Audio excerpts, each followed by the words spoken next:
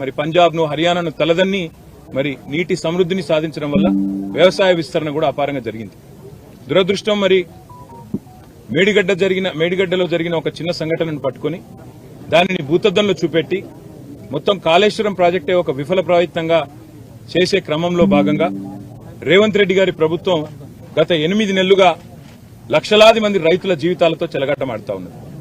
సరిగ్గా ఇదే రోజు పోయిన సంవత్సరం ఎక్కడైతే ఈ రోజు మేము నిల్చొని ఉన్నామో లోవర్ మానేర్ డ్యామ్ లో 12 పైచిల్కు టీఎంసీలు ఆనాడు అంటే సగానికి పైగా కెపాసిటీ ఆనాడు లోవర్ మానేర్ డ్యామ్ లో ఉండేది. సరిగ్గా ఇంకో 5 రోజుల తర్వాత పంపింగ్ అనేది టైం చేయడం వల్ల ఎల్ఎండి 24 టీఎంసీలు కూడా ఆనాడు మేము నింపి రైతుల గుండెల్లో ఒక భరోసా నింపగలిగినాం. కానీ ఈ సంవత్సరం ఇప్పుడే అధికారులతో మాట్లాడుతూ ఉంటే అధికారులు స్పష్టంగా చెప్తా ఉన్నారు, ఇప్పటికి 45% తక్కువ వర్షపాతం నమోదైంది ఈ సంవత్సరం. భవిష్యత్తులో సెప్టెంబర్ మాసం దాకా వర్షాలు కురిసే అవకాశం ఉన్నా దానికి గ్యారంటీ లేదు. కాబట్టి పంపింగ్ అనేది ఇంకా మేము నిర్ణయం తీసుకోలేదు అని అధికారులు చెప్తా ఉన్నారు. ఇవాళ అక్కడ లక్షల క్యూసెక్కుల నీళ్లు కిందికి పోతా ఉన్నాయి ప్రతిరోజు కిందికి గోదావరి నదిలో. మేము అందుకే మా పార్టీ యొక్క శాసనసభ్యులు శాసన మండలి సభ్యుల ఒక బృందం ఈరోజు అసెంబ్లీ సమావేశాలు ఉన్నప్పటికీ అందరం బయలుదేరి ఇక్కడికి వచ్చి ఇక్కడ ఎండిపోతున్న లోవర్ మానేర్ డ్యాము, దానిపైన ఉన్న మిడ్ మానేర్ డ్యాము, ఆ పైన ఉన్న ఎస్ఆర్ఎస్పీ, అదేవిధంగా ఫ్లడ్ ఫ్లో కెనాల్ మీద ఉన్న వేలాది మోటార్లు ఇవన్నీ కూడా మరి చూడడానికి, అదేవిధంగా ప్రభుత్వాన్ని డిమాండ్ చేయడానికి రంగనాయక సాగర్ గాని, మల్లన్న సాగర్ గాని, కొండపోచమ్మ సాగర్ గాని, అన్నపూర్ణ రిజర్వాయర్ గాని వీటన్నిటినీ నింపినట్టయితే రైతుల్లో ఒక భరోసా నింపినట్టయితది.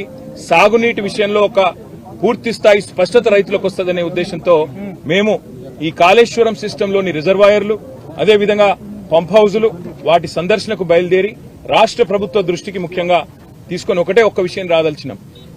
రైతులు ఆందోళన చెందుతా ఉన్నారు. మీరు రాజకీయపరమైన కక్ష పెట్టుకుని ఇవాళ పంపింగ్ స్టార్ట్ చేయకుండా కాళేశ్వరం స్కీమ్ లో నీళ్లు ఇవ్వకుండా మళ్లీ రేపు ఒకవేళ ఈ తక్కువ వర్షపాతం నమోదైందని లేదా వర్షాలు పడలేదని తద్వారా రిజర్వాయర్లు నిండలేదని చెప్పి మీరు సాకులు చెప్పి రైతులకు రాష్ట్రంలోని మరి ప్రజలందరికీ నష్టం కలిగించే ప్రయత్నం ఏదైతే చేస్తున్నారో ఇది మంచిది కాదు. ఇవాళ కన్నెపల్లి దగ్గర బ్రహ్మాండంగా మీరు పంపు ఆన్ చేస్తే ఈ అన్ని రిజర్వాయర్లు కూడా పైన 90 టీఎంసీలలో ఈరోజు కేవలం అక్కడ 23-24 టీఎంసీలు ఉంది శ్రీరామ్ సాగర్ లో అని చెప్తున్నారు.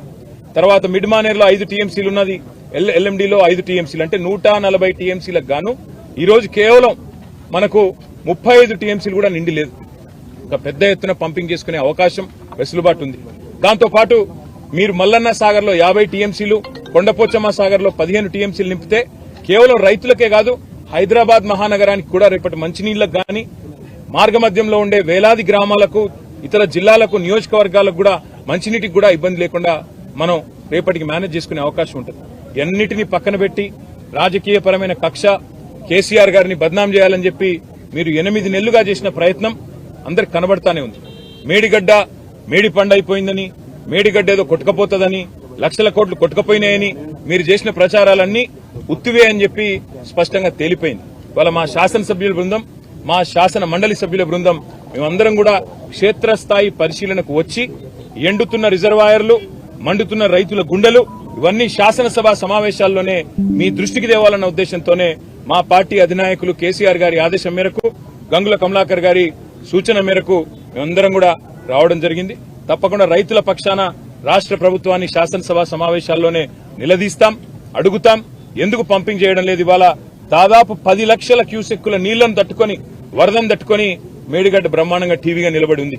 అందుకే మేమనేది రాజకీయాలు వదిలిపెట్టండి, ఎలక్షన్లు అయిపోయినాయి, ఇంకా కూడా రాజకీయ ప్రయోజనాల కోసం, రాజకీయం కోసం వాళ్ళ రైతుల జీవితాలతో చెలగాటం ఆడవద్దని చెప్పి కూడా రేవంత్ రెడ్డి గారికి, ప్రభుత్వానికి విజ్ఞప్తి చేస్తూ అధికారులతో మా సంప్రదింపులు కొనసాగుతాయి. అవసరమైతే అన్ని రిజర్వాయర్లు పోతాం. ఈరోజు కేవలం ఎల్ఎండికి వచ్చినాము, రేపు ఉదయం కన్నెపల్లి పంప్ హౌస్ పోతా ఉన్నాం, అదేవిధంగా మేడిగడ్డ బరాజ్ పోతా ఉన్నాం, అక్కడ కాళేశ్వరం